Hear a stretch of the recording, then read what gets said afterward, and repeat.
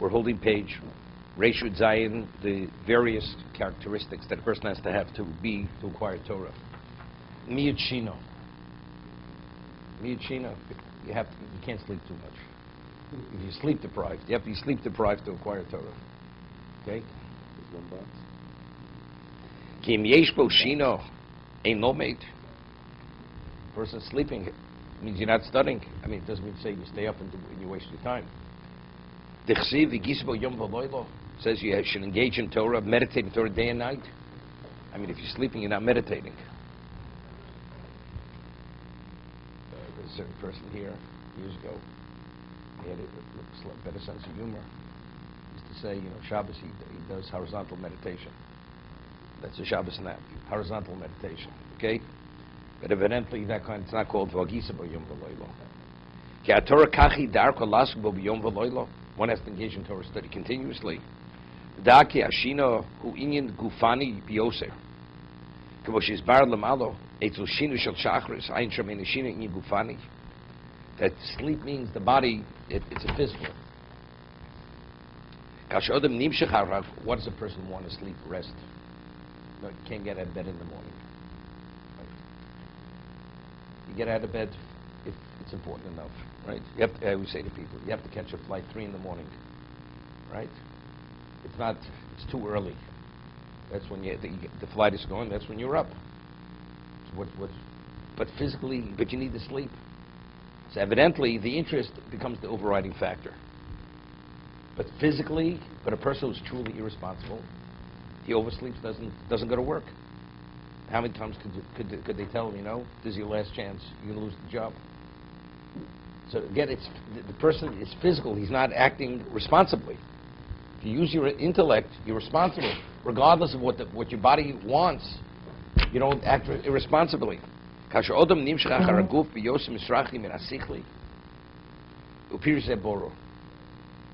like the person says, why do you lose his job? How many warnings could the boss give him? You know what I mean?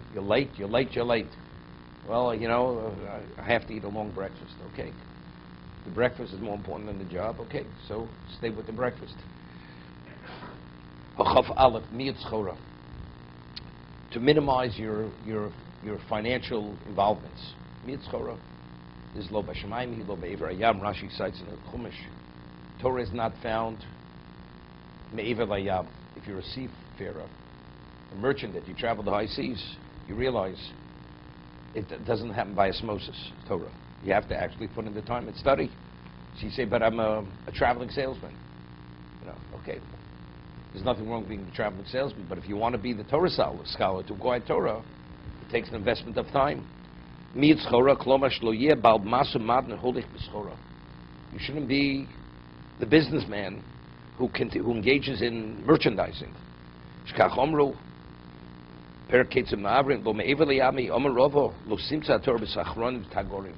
You're not going to find Torah by Sachronim, that's a socher, merchants, Tagorim. It's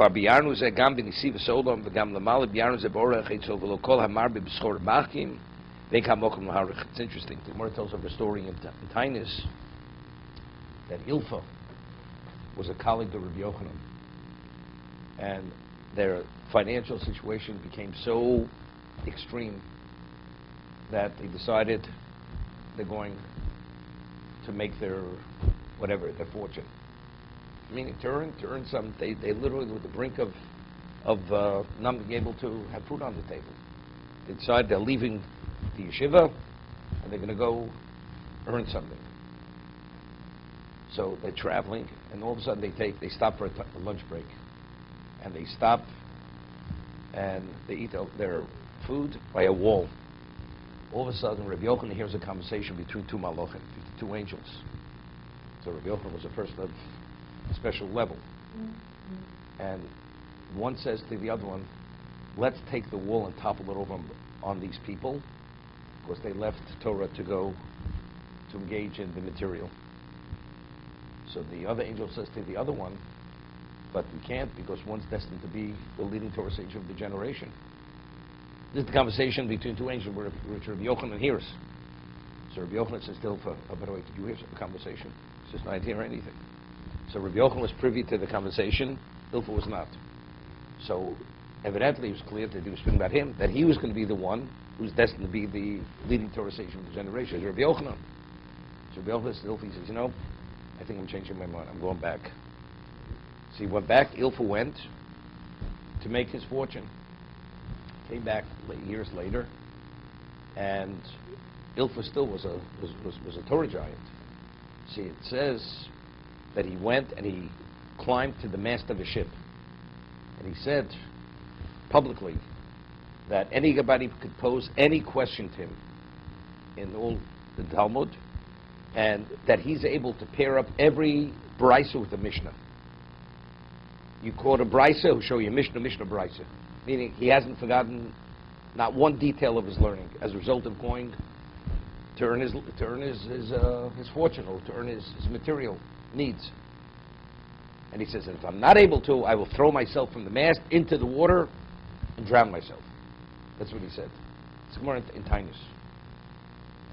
But over there, when they went, they were ready to go. Here it's what? Evidently, he was continuously involved. Nothing that happened to him. That's Ilfa. No. Here, no. There, that's what that first he was except, but I'm saying there he already was that. There he was. Evidently, he was the exception, because normally it does affect you. Did it affect him? But there, it's clear when he went, he already was holding at that special level. But what about before you go? You're not holding at that special level. So I'll do it. I'll take out time every day.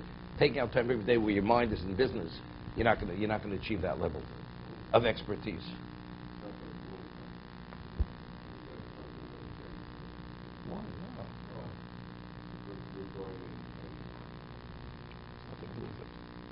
How is it against this? Nobody's saying Zvulun is Yisachar. Nobody's saying that.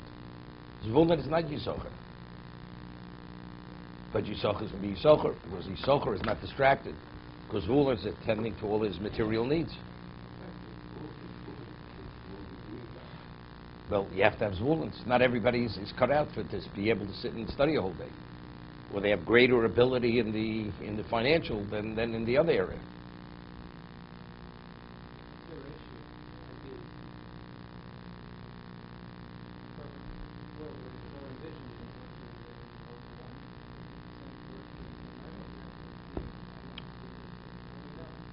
Oh, no. That's where you have to take everything under advisement. Everything is under advisement. Look, there are more people working than studying, right? Jews worldwide. In fact, these people study, it's only to a point, and they got to work. Most people. Reb Shimon Yochai says, ideally, everybody should only learn. What about a livelihood? The Goyim will provide it. You don't need yourself as well. But unfortunately, because people are not at that level, therefore you need yourself as woman. That's why you need yourself as woman. It's like I always say, you're not permitted to suspect the person. You have to give the person the benefit of the doubt. The Torah obligation. But yet, there are many laws which they were legislated for Marasayim. Right? You're not permitted to do something because you'd be suspect that you're doing the wrong. What do you mean? Jew has not obliged to give somebody the benefit of the doubt. It's true, but factually that's not reality. People don't, because they don't. Therefore, they have to set up laws for Marasayim that people should not be suspect that they're doing the wrong thing, because that's not the reality of people.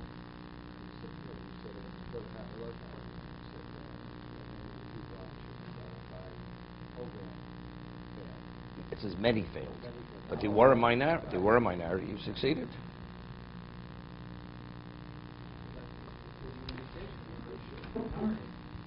But what is it dependent upon? Not on the fact. It's based on the reality, because people don't apply themselves sufficiently. That's why.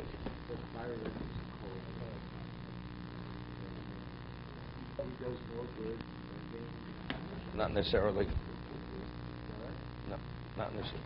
Reb Chanina ben Dosa, what did he have for himself? Kav Charubim. The whole world was sustained in his merit. So the reason why the rich guy could write the check is because of the merit of Rachanina Mendoza. So you never know. The merit of Torah. Merit of everything. Whatever he was. Tzidkus is his holiness.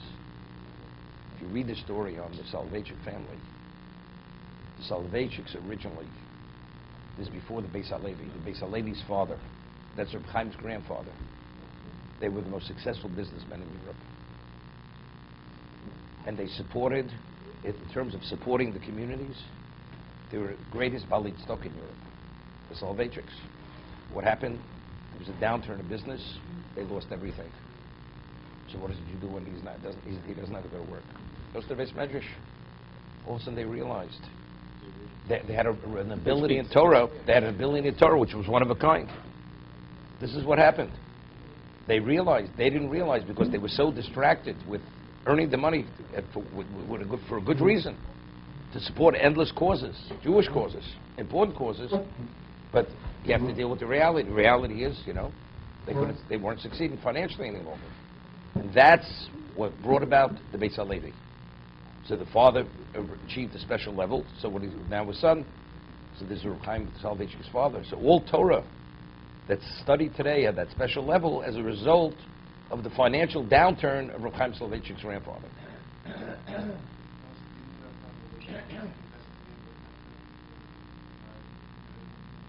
There was a din Torah. Why it happened? Because it was a chil Hashem. It was a chil Hashem. Until it became obvious why it happened, they had to say, man does so much good, why did God take away his wealth? It was a chil Hashem. Yeah, there was a bezdin. They convened a bezdin on this.